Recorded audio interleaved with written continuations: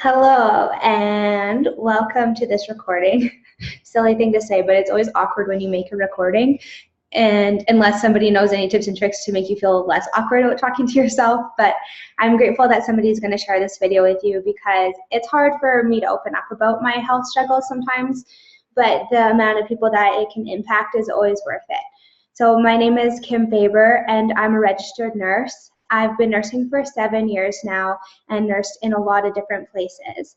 I had actually also taken control of my health and recovered from all kinds of chronic illnesses that the doctors didn't think I would ever recover from, so that I'm asymptomatic of things like the arthritis that was in my knees, the asthma I had, the bleeding in my gut, the ulcers, the poor digestion. There's a lot of things that I had already recovered from. So when I got post-concussion syndrome, I was a bit upset because I thought that after investing so much in my health, I'd be good to go. But accidents happen, and that's why I want to share this journey with you, is because we can't always control the hand that we're dealt in life, but we can learn from people who've been through it, and that's why I want to share that with you. So September of 2017, I was rear-ended on the highway. I thought it was no big deal, to be honest, and I hopped on a flight to Japan. While I was in Japan, I felt like extremely tired and thought it might be jet lag, but on day 3 I started fainting. And after I started fainting, I started to feel really nauseous. I also was having like this feeling in my chest, like I thought I was gonna die. But I just had been through so much with my health that I had stopped going to the hospital for other things. So I just had no desire to go to the hospital for this and just had hoped that it was gonna get better too. And so I had sent my mom a message like, I'm really dizzy, I'm fainting, I'm nauseous, and there's a bruise to the back of my head and I don't know where it came from. And she reminded me that I was rear-ended on the highway a few days before. So something to know about concussions is lots of times we might think we're fine, right? Like we'll be shell-shocked, which I was. I actually got out in the middle of like a 4-lane freeway in the States, was walking around confused. But then we think we're okay, but then 3 or 4 days later, this is when the symptoms might set in, and those symptoms can be really aggressive. For me, it was like I started fainting, wasn't able to stand up for like more than 20 minutes at a time. For the next few days, I couldn't walk on my own. My balance was so poor. I kept feeling nauseous. I had extreme motion sickness. Like I just remember those days, and it still like makes me really upset. It was like my holiday. It was a birthday gift for my birthday, and it kind of ruined it. I was so grateful that in Japan things are really low to the ground, because some of the places I stayed, I literally couldn't stand up. So I was grateful I could just like crawl to the table. Like it was really sad. And so I came back to Canada and just had hoped that I could get referral to a concussion clinic and see some recovery, because I know like the old method of recovery from concussions was like lay in a dark room and reduce stimulation. But I just was like, there's got to be more to this than just that, because I learned so much about health that I know it's not just about rest. There's a million other ways to invest in your health. And so I went and asked a doctor for referral to a concussion clinic, and that referral actually fell through. They never contacted me, but I knew that my health was in my hands. And so I went and found a concussion clinic and started seeing the OT there and saw the PT there, and I was going to massage and acupuncture.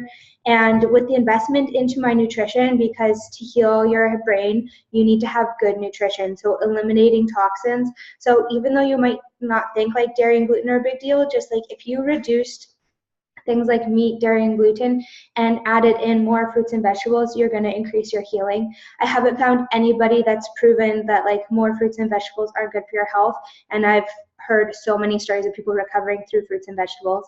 So I was really fortunate, and I was already a customer and aligned with this. I'm stuttering. I've been aligned with this company as a nurse for 3 years now because it transformed my health. And so I had these fruit and vegetables in capsules, and I was taking extra doses of those, and I noticed a difference. But what I want to share with you is actually a part of that struggle that not many people know about. And I've since like looked into research articles and noticed that there's research to show that concussions and suicide are extremely correlated. Because what happened to me was I was moving along healing physically pretty well. And in fact, like I actually ran in a marathon. I didn't do the full marathon, I did the half marathon by December. So September to December, I had healed so much that I was able to run that marathon. But what I did notice is like things like screens were really hard for me. Working in the emergency room, 12-hour shift, that's really hard. So I'm not going to say I've magically like went back to who I used to be, but I'm saying I got my quality of life back in a lot of ways. And I just want people to know that a part of healing from a concussion might be accepting that we're not going to have our old way of life back completely, but we're going to have to adjust. And in those ways of adjusting, it's like we're going to have to actually value our sleep. We're going to have to drink lots of water. We're going to have to eat a healthy diet because our brain is so much more sensitive to these things than ever. So in order to be healthy, we actually have to take care of our health now. It's kind of like a concussion's a wake-up call. And so I just want to share what else happened with you guys was that all of a sudden when I was getting tired, I was having panic attacks. That's why I said I didn't actually know that suicide and concussions were related until I started to feel really suicidal. And it was the weirdest thing because I would be happy, like as in the sense of I had no reason to be sad. I have like amazing friends, amazing family. I had an income that I was having provided for me even though I wasn't able to go to work.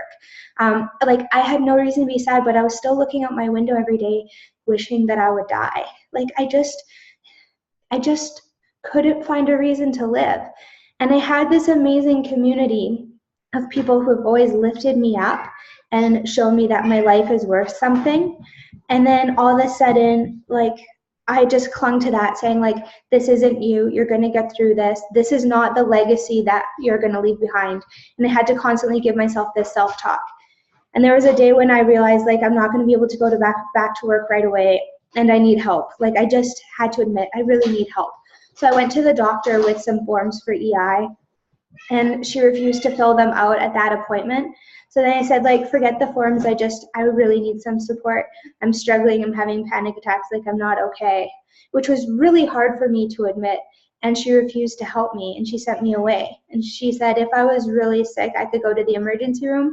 But I've worked in that emergency room for the last 5 years and I love my coworkers, but I didn't want them involved in this. This isn't something I wanted to share with my employer, to share with my manager.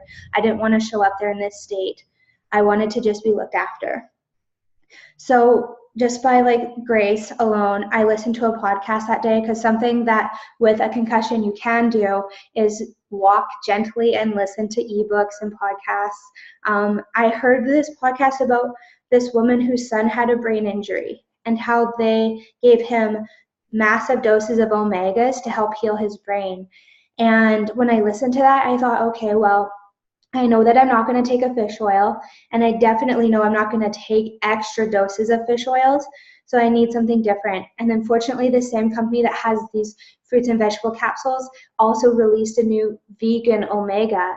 And I just feel so safe taking extra doses of plants as opposed to vitamins, medications, or fish oils. So knowing that it was just plants, I felt so safe to take extra doses of that.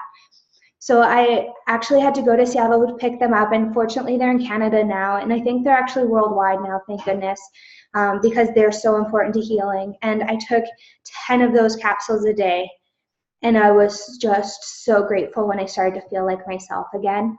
Like, you have no idea what it's like until you've been through it, till Facebook gives you those reminders of like, what were you doing a year ago, 2 years ago? And it was showing me this happy, witty, intelligent girl, and it was breaking me down. So when I got to the point where I was really smiling again, like that was amazing. When the panic attacks stopped, when starting to feel suicidal stopped, it was a blessing. And not only that, like I've been able to go back to work and work long days, but something I am noticing is that my brain is still really sensitive. I can't push myself like I used to, and in some ways I see that as a blessing.